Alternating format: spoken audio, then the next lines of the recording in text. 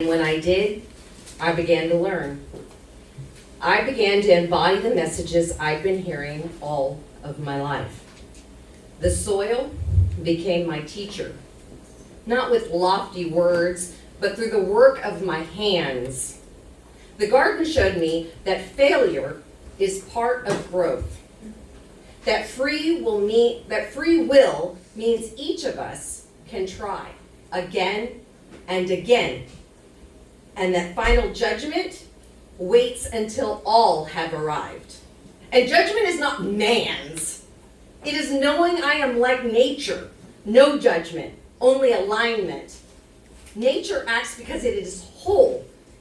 There is no separation. It is one, and so are we. Season by season, I learned. Compost, weeds, seeds that live, seeds that die. Here, Scripture is not above me, but rooted in the ground beneath my feet. And there, in the tending, I remembered Esther's words, for such a time as this. She was protected, and I too was being positioned, shielded for the shift that was coming. 2 nights ago, I left the garden. I entered the city. I crossed the bridge built in these years of upheaval, a bridge that has changed our community, and it's changed me too.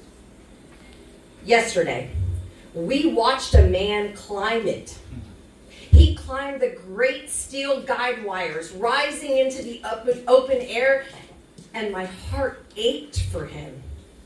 I felt it in the pit of my stomach, dread, fear, sickness, the sorrow that would drive a soul to climb so high, to risk the fall, to reach the other side, without knowing how, without knowing who to follow.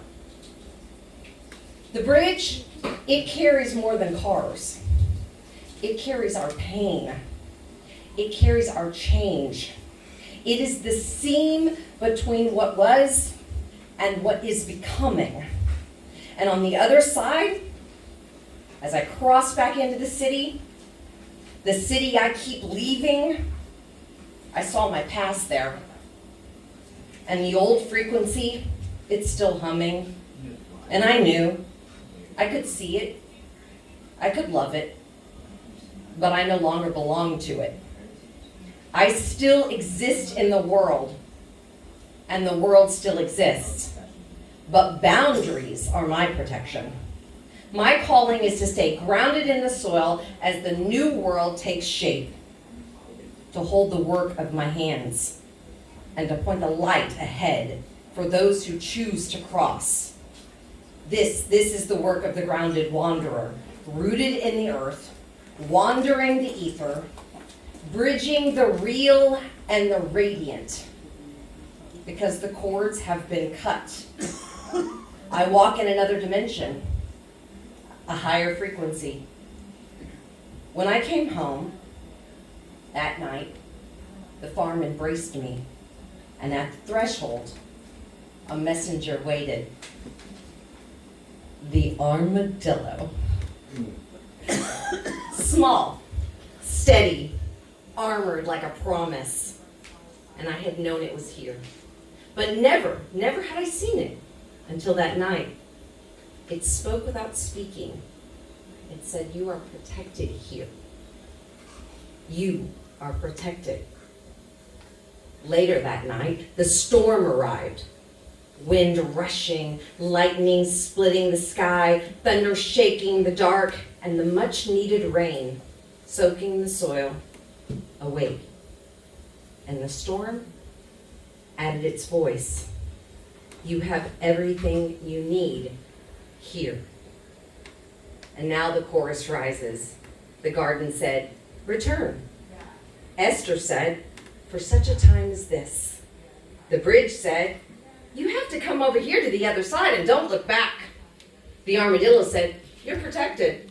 And the storm said, "You have enough."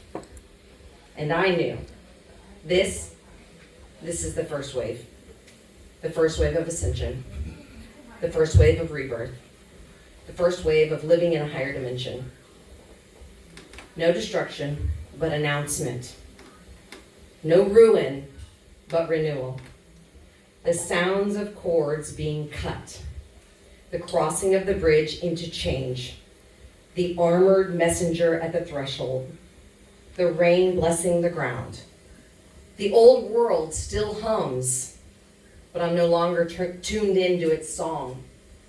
I exist in a higher frequency now. The new world has already begun. The first wave has come.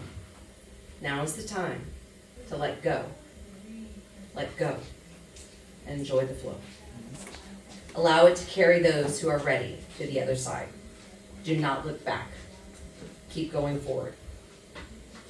Love is the light.